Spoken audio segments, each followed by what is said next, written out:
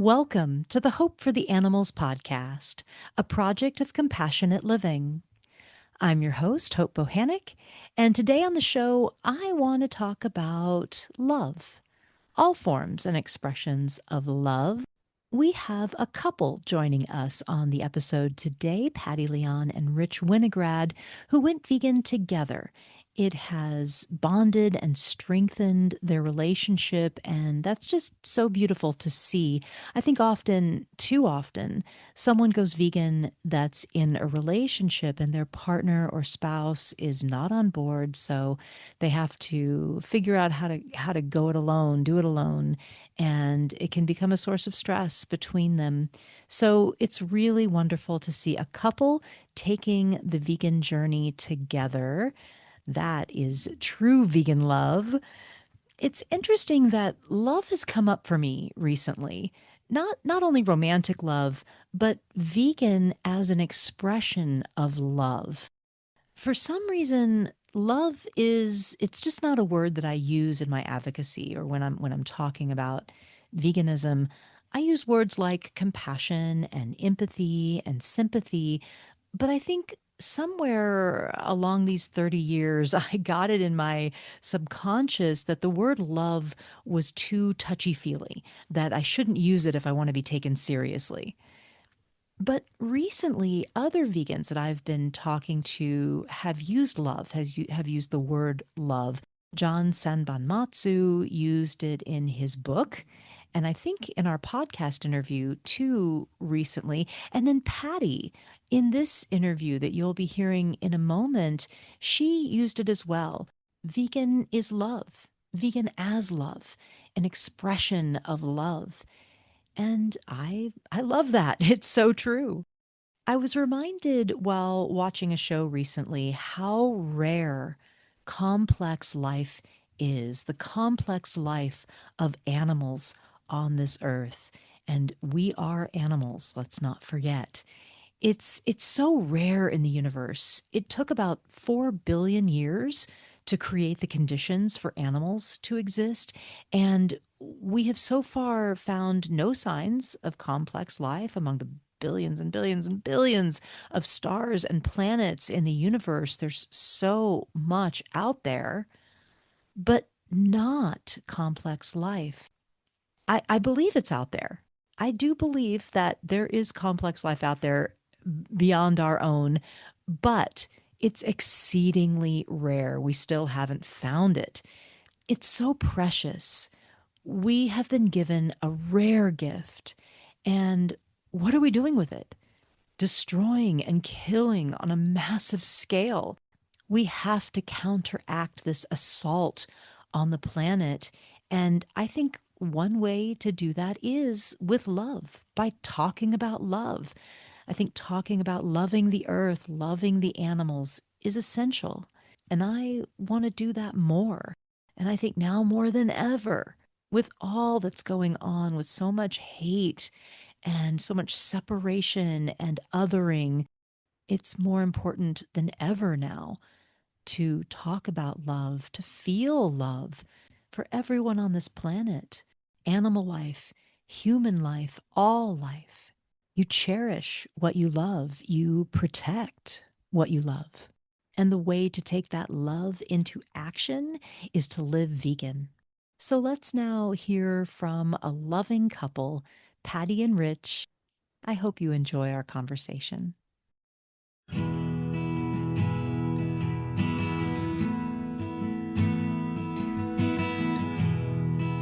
Okay, everybody, today we have a treat. We have a couple that we are interviewing that are joining us today. It's Patty Leon and Rich Winograd. They both grew up with the invisible belief system that eating animals was normal, natural, and necessary. They were both animal lovers, or so they thought. And it was during the pandemic they came across documentaries, books, articles that removed their blindfolds and led them to the light switch moment to make change for the better. Today, Patty and Rich continue to learn and grow and share their insights as animal rights, vegan, and social justice activists, volunteering at several organizations. They have also written a young adult novel called True Justice for All. Welcome to the podcast, Patty and Rich. Thank you, Hope. It's so great to be here with you today. Thank you, Hope. It's really wonderful to talk to you today. Well, I'm really happy to have you both. We have been communicating the last couple of years via email, and I appreciate your activism, the things that you're doing, and you've been very supportive of my work. It's great to meet you finally and talk to you. So let's just start with the question that we love to start with here on the podcast, getting to know you. Why and when did you both go vegan? So it was during COVID-19. The floodgates of awareness opened for us when we came across horrific videos of what's happening to farmed animals behind closed doors and animal agriculture. We were a vegetarian at the time. We were isolated at home, and I was randomly looking for new recipes online and came across a vegan recipe. And although I've heard the word vegan before, we weren't clear on the meaning. So I looked up what is vegan. I was on the computer for hours doing research on why vegans don't consume or use animal products. And I was sharing all this information with my husband, Rich, who was home with me at the time on lockdown. One of the first things we learned about was how extremely cruel the egg industry is. The abuse is equally bad for any animal who's trapped in the violent system of animal agriculture, but we couldn't believe the horror of chick culling, as you well know about. Yeah, the egg industry. It's really heart-wrenching. And it's interesting that you found out about all this from being home and online, right? Because there's so much information online. So many people during the pandemic, our whole world was online. So you saw videos and Rich, did you just get on board right away, or how? What was your journey? Well, absolutely. We were home together, as Patty said, and when, I had the news on, so I was watching the news and I'm hearing all about this pandemic, and, I'm Googling zoonotic disease while Patty's Googling other things. And we literally, our mind was just racing back and forth between the news and what Patty's discovering, which amazingly, as you know, we never knew. I mean, we grew up in the same system, the same society where there's no other way to put it. We're lied to. We are lied to by our culture, our traditions, our government, medical, professional, educational. It's all hidden. We're all lied to. And Patty's just reading all of this information while we're watching the news, and the connection just starts. It's like, wait a second. What is going on in the world right now? And the connection was immediate. And, I don't know, Patty, it was a light switch moment, right? It was a light switch moment for us. And we uncovered so much information that day where we were spending hours online, which led us to different animal rights issues and what animal rights organizations are fighting for. And to click here for more information about undercover investigating. And that's when we clicked on that link, and it led us to images of what's happening inside these horrific places like slaughterhouses where, undercover investigators go into work to expose the dark truth of what's happening to these beautiful animals who experience so much trauma and fear and pain. Yeah. And one of the things I didn't realize, because again, I was just naive. I mean, we were eating omelets. And I'm like, Patty, what's wrong with eggs? Like, the hens are not. Well, little did I know. And she's showing me these videos of macerators. I cannot tell you how quickly we switched. And thank God for Josh Tetrick and Just Egg, because until today, I love making omelets, and we just now make beautiful plant-based omelets, which Yeah. do not involve the suffering. But it literally was, as Patty said, a light switch moment. Being locked down in Miami, watching the news, and Patty doing her research, and we looked at each other with, I think the word was anger, first of all, at Anger. each other. How did we not know? Yeah. Here we thought we were animal lovers. We thought we were compassionate people. We thought we were intelligent. We've navigated through our lives through education and working and relationships, and we're pretty good people, right? And then Yeah. we look down at our plate, and it was just incredible that we just didn't know. Yeah. And like Patty said, with her amazing research, we just, for the first time, started thinking critically. So I think there was so much anger in the beginning. There was so much anger and so many mixed emotions of finding out this truth for the first time in our lives. We were just so overwhelmed with tremendous sorrow and grief for these animals. Yeah. And we were just apologizing for the harm that we personally caused them because we didn't know. Yeah. Yeah. Yeah, a couple of things that came to mind. And you mentioned maceration machines, and just so people understand what that is, if you don't know, in the chicken industry and the egg industry, they take the baby males because baby males won't grow up to lay eggs. So they are unprofitable to the industry. They don't grow quickly enough for meat. There's numerous ways that they will kill thousands and thousands and millions of baby males, but one way is sending them down these conveyor belts. They drop into these maceration machines, which are basically like big industrial metal blenders that just chop up the babies. It's horrible. It really is. And interesting that you talk about, the connection with the pandemic and zoonotic diseases. Really, either way, there was, controversy about how the pandemic started. Oh, was it in this lab in China or was it at a wet market? Either way, it's still animal exploitation. If it was at the lab, then that means they were using animals' bodies for testing. If it was the wet markets, that's exploiting, trafficking wild animals, taking them from their homes, confining them in tiny cages and filthy conditions and selling them at markets. So either way, it's animal exploitation. And that's what causes these zoonotic diseases, our contact with animals. And always that contact is our exploiting them, confining them, killing them, slaughtering them. So it's amazing to me there weren't more people that didn't wake up from the pandemic and see those connections. And I'm so glad that you two did, and as many people did as that did, but it's amazing that not more people did. Well, and the problem, Hope, as you well know, is people are always looking to not take responsibility for their own actions. So one of the things with COVID, like you said, was, well, it's a China thing.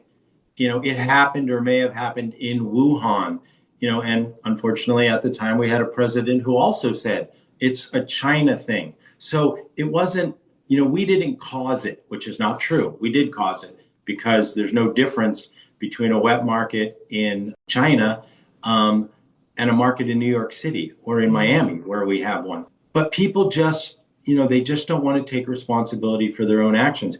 God forbid we have a major pandemic that originates at a dairy farm or at any other farm of animal agriculture in the United States. Now it's going to be a little bit harder to not take responsibility. But the fact that it was a China thing made it very convenient for people, to not take responsibility. And then the other thing is, and Patty and I, we specifically remember talking about this at the time, what you heard over and over and over again on the news, not only from reporters and politicians and quote unquote experts, but from the average person in the street.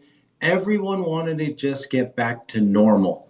Well, guess what? Normal is what got us to the pandemic. Yeah, that's right. So when you go back to your original question of what made us go vegan, it was the combination of what we saw in the news with the research that Patty was uncovering, but it was also that response, the response that both of us had to let's get back to normal. Patty and I looked at each other and said, no, let's get better. We're not getting back to normal. because normal's not good enough, and it's not good enough for the animals. Yeah, it's a great point. Absolutely. So you two have written a book together called True Justice for All, and we're going to talk about that. I really want to hear about that. But first, I want to hear a little more about how you two went vegan in just these last few years. Most of the people that I have on the podcast have been vegan a very long time.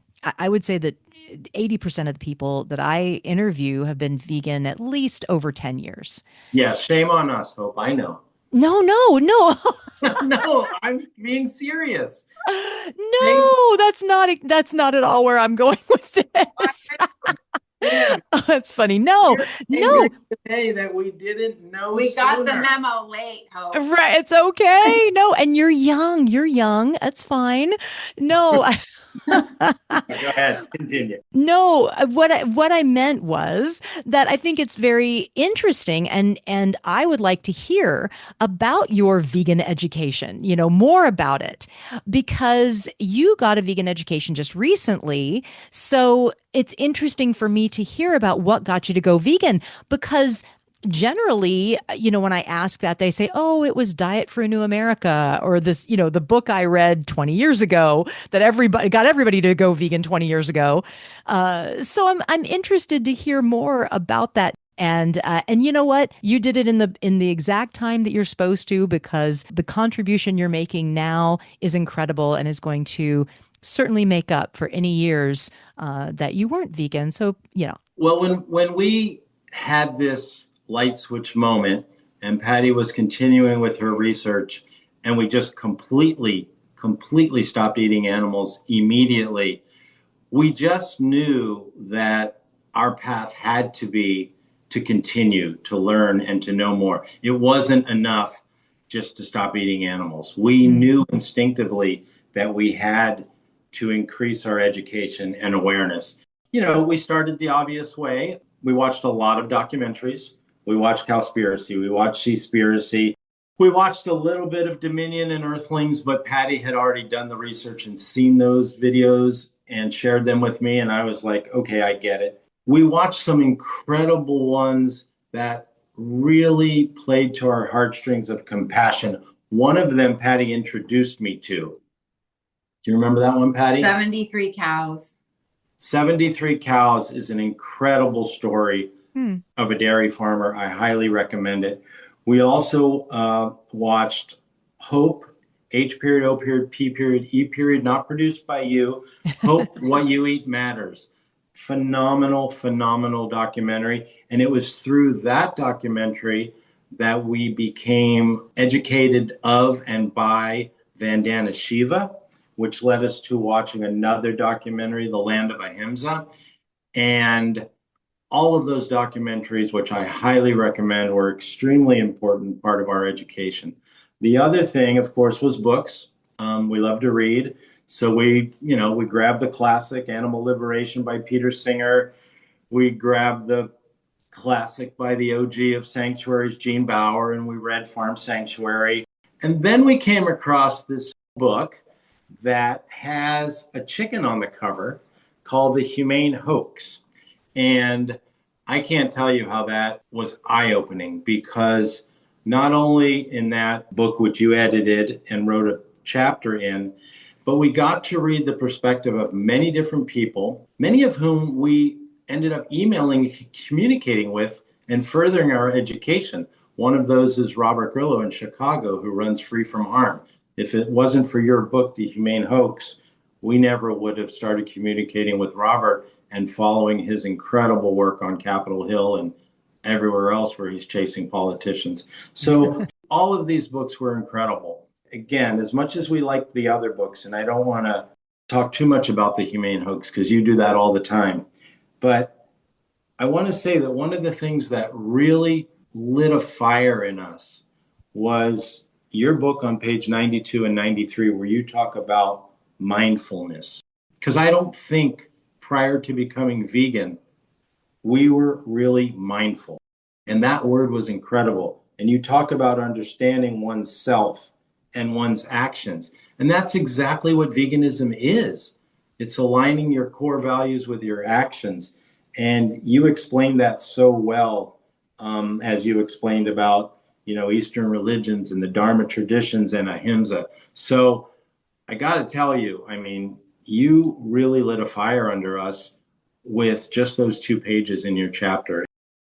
Thank you. I really appreciate that. It's very sweet. Yeah. Wow, yeah, incredible. There's so much now, so many amazing voices speaking up for animals in so many different ways, whether it be podcasts or documentaries or books. I mean, we had just have such a plethora of information now. It's wonderful. This is just continuing our getting better and just learning, and things evolve, and it's been it's been great. It's so like we are who we are meant to be today. Yeah. Yeah, yeah, It's fulfilling. beautiful. It's just pure love, and this is how we should be. And we talk about this every day, Yeah, Who were we before? We had no idea what was going on. Like our heads were in the clouds. It's like we weren't thinking. Yeah. So wow. we are so happy to be who we are today. Yeah, it's just great that you dug into all this, and I know that we kind of talked a little bit about defining veganism, and you've said that too many people are kind of confusing vegan with plant-based, and even though there is, of course, a lot of overlap, and the two are often interchangeable, the two words plant-based and vegan are often interchangeable with people describing food and all kinds of things. But when you dig deeper, these are very two different philosophies, really, two different asks. And I think you wanted to maybe talk a little about that because did you have some confusion about that in the beginning? Talk about that. Yes, actually, you make a very good point about that confusion. So again, we're not experts. As a matter of fact, Patty's so funny. She likes to say that we are ants in the animal rights movement because there's all these experts out there with all of this knowledge that we never had. So we're just ants. But somebody pointed out to us that ants are very vital species. So we're good with that. That's But right. yeah, so there was, as we were navigating this whole world post COVID of becoming vegan, there was confusion in our mind. We hear about veganism, we hear about plant-based, we hear about diet, and it was very confusing. We very quickly crystallized our understanding. And it's very important that people understand that veganism is not a diet. That's plant-based. Plant-based is a diet. You can be plant-based and not vegan. Veganism is a moral principle, which very simply, and I think it goes back to Donald Watson in the 1940s and his definition, and Leslie Cross a few years later. Veganism is very simply a moral principle which rejects all forms of exploitation and cruelty to animals, period. So I hear a lot that, oh, there's a stigma around the word vegan. There's a stigma around veganism. Vegans are extreme, or veganisms just represent a restrictive diet, and I could never go vegan. Well, I stop people and I say, let me ask you a question. Do you know what vegan is by definition? And typically they'll say, yeah, you guys don't eat meat. And I'll say, no, that's not it. Veganism is a moral principle which rejects all form of exploitation and cruelty to animals. So let me ask you a question. Are you for or against animal cruelty? And of course, 100 out of 100 will say, oh, well, I'm against it. So then you're vegan. Yeah. You're just not living vegan, Yeah. but you are vegan. And you know this, Hope, we are all born vegan. We are all born with an instinctive love and compassion for animals. Yeah. Veganism is about a moral obligation, and it is a principle, and it's not a diet. And then if you want to get into other areas, because there are many other areas involved, you can ask someone, are you for or against, environmental degradation, the destruction of our planet? Of course they're going to say they're against it. Are you for or against, racism and human rights abuses? Because as we know, slaughterhouse workers are primarily immigrants and people of color. Of course, everyone is going to say that they're against it.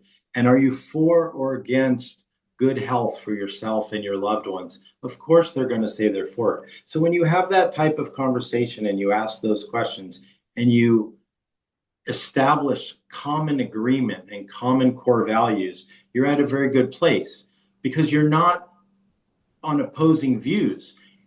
One might be vegan, the other might not be, but their views and their core values are the same. So when you can identify that common ground, then you just ask a very simple question. And we found this to be very, very interesting.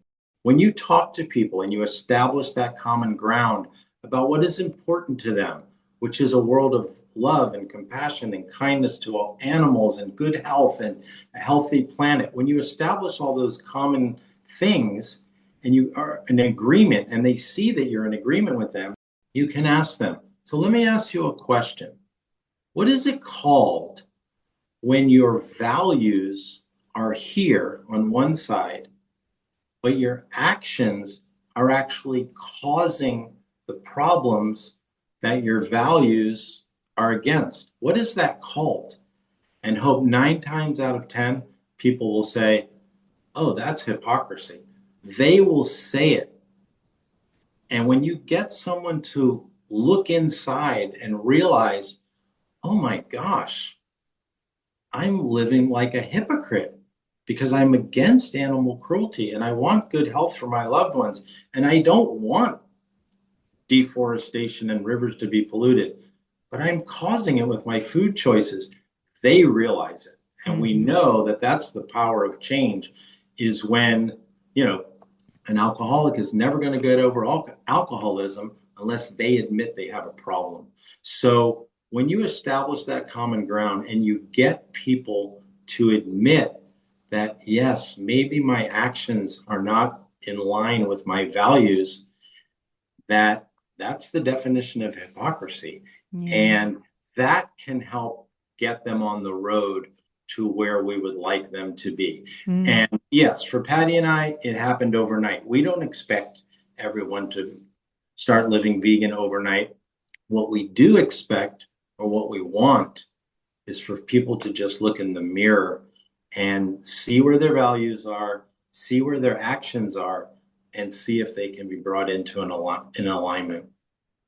Yeah, I think that's a good approach. I like this asking them questions about their values. That's good.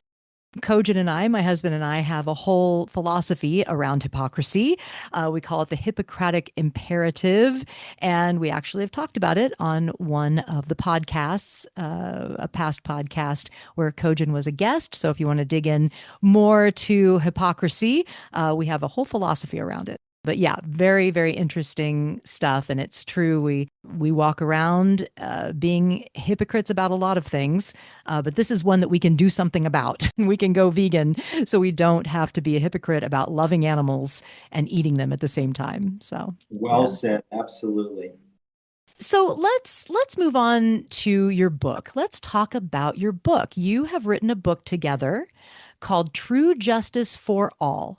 And it is a young adult novel. It is very sweet. So tell us about this book. What inspired you to write it? Yeah, so as Rich mentioned, we read Farm Sanctuary by Jean Bauer, and it was in August of 2022. We were very excited about planning a visit to Farm Sanctuary. We traveled there and stayed in the beautiful area of the Finger Lakes region, specifically on Seneca Lake.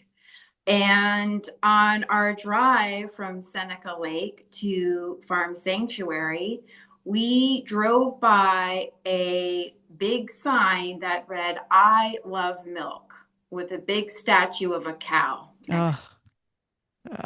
And we quickly made a U-turn, and behind the billboard, off in the distance, were thousands of cows who are being exploited for their milk. We got out of the car and we were just kind of walking around. There was no one around at the time. And we just couldn't believe what we were seeing. And shortly after, a woman, she was driving a tractor. She came down to us and she was very friendly. we talked to her, and she basically confirmed everything that we had learned about how these cows are being treated. And she was so brutally honest with us when we asked about how the cows are becoming pregnant. She told us that it was her husband that does the artificial insemination. And Mm. as we know, that's a euphemism for sexual assault. And we couldn't believe it. And she was so open with us. She said, if you want to see where the calves are located, I can tell you where to go. They're at a different location up the hill. And so that's where we went. We drove up the road a couple of miles, drove off the roadway. There was a location that was kind of obviously hidden from plain sight off the road, and there were hundreds of calves. Hundreds of them. They were beautiful. They were crying in distress for their mothers. Mm. And it was the most heartbreaking thing that we have seen. This was the inspiration for the book. Well, yeah, separation of families. I always say that separation of families. And I don't think people understand really, how awful it is that in the industry, in whether it's meat, dairy, or eggs, these animals do not get to stay with their mothers. The mothers don't stay with the babies. They're always separated, at least soon after birth, if not at birth. And it's really awful. It's tragic. How did this lead to the book? So after we left this dairy farm, and we were just, like Patty said, we were mortified because, again, our early stages of veganism were watching videos, reading books, podcasts, which, as impactful as they are, as you know, until you see it in person, you just can't believe it. So this was our first real encounter. Anyway, so we got back in the car and we're driving to Farm Sanctuary. We had an 11 a.m. tour. We had an incredible tour. I mean, Farm Sanctuary is just wonderful. Incredible tour with a young tour guide, and it was a great mix of animal information together with vegan messages and plant-based discussions. It was terrific. Anyway, after the tour was over, they lead you to an area where there's brochures and things. And then, of course, there's a wonderful gift shop there. And we spent way too much money on shirts and pants, workout clothes that have cows and pigs on them that Patty is still wearing today. But they have a nice selection of books there. And my mind was racing between the horror of the dairy farm in the morning, the absolute joy of the sanctuary in the afternoon. And then I was looking at these books. And, as we know, there are so many great nonfiction books about animals and sanctuary and veganism. And, we don't have the experience or the insight or knowledge to write a nonfiction book. So I'm looking at these books, and then later in the trip and when we got back home, I was just thinking about it. And I started looking at some children's books. There's some good children's books out there. But I thought to myself, I really want, and this, and I think about this with your book and with Gene Bauer's book, we want non-vegans to read it. Like, vegans are going to read it because they want the information, but we want non-vegans to read it. And I thought about a children's book, and I thought, well, who's going to buy a children's book for their child if they're non-vegan? Is a non-vegan parent really going to buy? So I wasn't sure. I was just going back and forth. And then I just sat down with our little rescue dog on my lap and I just started typing. And I developed a story which is completely based on everything we'd experienced. It's the story of a young girl. The protagonist is 18 years old. She's grown up at a sanctuary. Her grandmother runs the sanctuary. She's been vegan all of her life because of it. She has mentors with tour guides that were inspired by our visit to Farm Sanctuary. She develops a great friendship with a Hispanic worker. And then it goes on to other things that we experienced in the months after that, about veganism and animals, visiting other sanctuaries. But I wanted to put a lot of vegan messages in there. It wasn't just a story. I wanted information. So I called upon lovely co-author. And Patty dug back to all of her research about what happens to cows in dairy, what happens to pigs and gestation crates and farrowing crates, and and chickens. Oh, I mean, Patty had so much information about chickens and what, and again the culling and the macerators, and I was able to take all of her great writing in her research and incorporate it into the novel. So it's not just a feel good, uplifting story about a sanctuary. I believe there are some very, very poignant descriptions and messages about animal agriculture and what we need to do to address it. And yeah, we think it's pretty good. We think there's a readership there. It's obviously aimed at readers 11 to 18, what we'd like to think is a generation that can make a difference, and the generation that can buy books for themselves. They don't have to read what their parents want them to read. Right. So yeah, so that's why we did it. And Yeah. it is a completely nonprofit venture. We're not profiting off of any book sales at all. Any sales is going to sanctuaries that we support and to organizations that may want to use it for educational programs. We are just more than happy to donate the books. We just want it to be read, to enjoy, but also to provoke some thought and hopefully to provoke some change. So yeah, and I think one of the nicest things about the book is there's a little endorsement on the back that was written by a mentor of ours, and we really thank you for doing that, Hope, because you very succinctly on the back of the book stated what we could only hope for, which was very much appreciated. So whoever grabs the book, flip to the back first and read what Hope has to say, and we appreciate that. Oh, of course. Of course. Well, yeah, I mean, I thought it was a very, very sweet book, very sweet story. And you're right, you cover, in a creative way as the story goes, there's these things that occur and so the explanation of the cruelties come up and the education happens throughout the book. And it's interesting that you said it's true. There's a lot of nonfiction books. That's primarily what we have for vegan education are nonfiction books, of course. So I love that you decided to do a fiction, a novel, because it's like art. It's like a creative way to get the message out. And we need so much more of that because different things are going to affect people in different ways. People have emotional reactions to different things and especially to creative things, creative works of art, creative writings. These are the things that really can evoke deep emotion, right? And I love that you did that, that this is really a novel, a work of art that can really touch people in a different way than all those nonfiction books. So that's awesome. Yeah, thank you. So, do you all have a story of an animal that you've met that maybe touched you in some way that you want to share? Yes, I do. So it was that first time going onto a dairy farm and being so close with these animals and just seeing these horrific conditions. And I approached the iron railing as close as I could. And a cow approached me, and we were literally face to face. And I remember her until today. It was such a moving experience just looking into her eyes, her beautiful eyes. She was just so gentle and curious, such a beautiful soul. And I could see the sadness in her eyes and feel her anguish.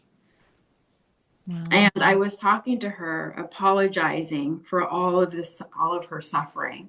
And she was listening, and she's done nothing wrong to deserve this cruel treatment. She's an innocent victim, and they all are innocent. Yeah. And Hope, I remember when we walked onto that dairy farm, and I remember watching Patty because I stayed back at a distance. One, because I was keeping an eye out. Not that we were doing necessarily anything wrong, but I wanted to be respectful that we were on someone's property. So I was just, being prepared. But I also wanted to give Patty her space because I saw an incredible immediate connection. As Patty was walking close to the iron railing, this big, beautiful cow was walking toward her. And they literally, as Patty said, they locked eyes and they spent a good 5 minutes probably talking to each other. And I'll never forget it. And obviously, without giving away too much, that encounter is a big part of our book. Mm. So yeah, that was one of the most inspiring things I've ever seen, let alone in our, last 5 to 6 years of being vegan. It's probably one of the most incredible things I've ever seen. Um, Mm. because Patty and this cow just locked eyes, and I literally heard Patty murmur, "I'm sorry for your suffering." And yeah, it was just beyond explanation. So Wow. yeah, Beautiful. Heartbreaking moment. yeah. Yeah. Well, I know that you are interested in getting your book out through educational programs. Did you want to talk about that or kind of have a little bit of a call out or shout out about trying to kind of get it out more? I know you wanted to talk about that. Yes, absolutely. So again, we wrote the book with the goal of education, especially young adults and teens, and we want the book to be read. We want it to be enjoyed. It's a nonprofit endeavor for us. So the book is available on Amazon because that's the world that we live in, but all sales are being donated to sanctuaries. And if anyone wants their money to go to a specific sanctuary, we will gladly do that. You can reach us through Instagram, which I'll tell you about, and I'll give my email address too, which I'm certainly happy to do. But then, more so, if there are any educators or educational programs or sanctuaries that have educational programs or field trips or whatever that would see a fit for our novel and find it appropriate for their own education and outreach, we would love to hear from you, and we will, as we have already. Um, we will send books. We will just send books. There's no cost. We just want you to have them on hand. We want you to give them away. We want you to use them in conjunction with what you're currently doing. Um, Again, if it's appropriate and you see a fit. So we'll gladly send a complimentary copy. You can read it, review it, and if you see a fit, we will send you as many copies as you want to put to good use. So, yes, if there's a specific call to action in this platform that you're giving us today, Hope, it's to contact us and get a copy or copies of the book so that we can spread the good word of compassion. And you can reach us on Instagram. Our Instagram is the same as the name of the book, True Justice for All. It's all lowercase and all together with the number 4, not the word for. So True Justice for All. And I'm happy to give my email address as well. I'm old school, so I can communicate by email easier than Instagram. It's my name, Rich Winograd, RichWinograd at yahoo.com. My co-author and co-conspirator here reads the emails, and we respond quickly, and we just love to hear from people. And like I said, we already have. We have a couple sanctuaries that have expressed interest in the book, and we're sending them copies. We have an organization that used them for a fundraiser, and it makes it all worthwhile. Wonderful. Yeah. And we'll put a link in the show notes to the book where you can get it and where you can get in touch with Patty and Rich. And yeah, so I think we've got to wrap up, unfortunately. So I want to end with the question that we ask everyone: what gives you hope for the future? This is such a great question. And before we answer, I want to tell you and even ask you, Patty and I obviously were talking about it because you were kind enough to tell us that this question would be asked. And I find it so fascinating, but correct me if I'm wrong, that you're not asking and you don't ask your guests, what do you hope for? Because everyone hopes for things. Everyone wants things. Religious people pray for things. And that's nice. We pray for love. We think about peace. We want joy and harmony and good health, or maybe we hope for a new job or something. But what is the action attached to that? So I found it so interesting that you asked not what do you hope for, but what brings you hope? Meaning, what is it that your actions are leading to? What gives you hope for the future? What are you doing that will be fulfilling? So I just found that fascinating. So we're not really hoping for anything, but yes, we do have to answer your question about what brings us hope. Um, Yeah, and if I could and, just say, and yeah, yeah, that's interesting that you say that because that is intentional. I thought about this last question and I ask all our guests this last question and I was thinking maybe I should just ask, well, what do you want to see? What would be the future you want to see? Or what do you hope for? That would kind of be the what do you hope for question. But I think that that's pretty much going to be the same across the board for for us as vegans. I mean, with different variations, but of course, we want to see a nonviolent, just vegan world.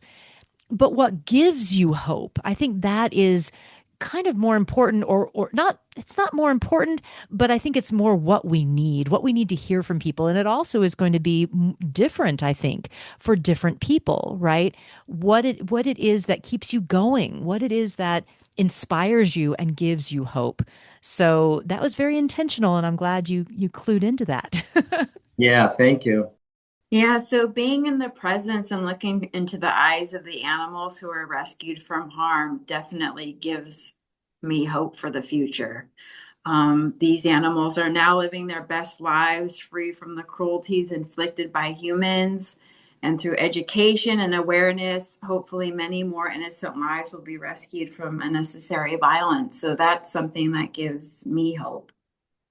And I know that Patty looks at the picture we have of her looking into the eyes of that cow on that dairy farm, and that gives us hope because Patty will admit we have some rough days because of the grief that we still feel and the anger that we still feel for what we cause to the animals and what our brothers and sisters in humanity cause for the animals. So she always goes back and looks at her pictures of these animals, and I know that gives her hope.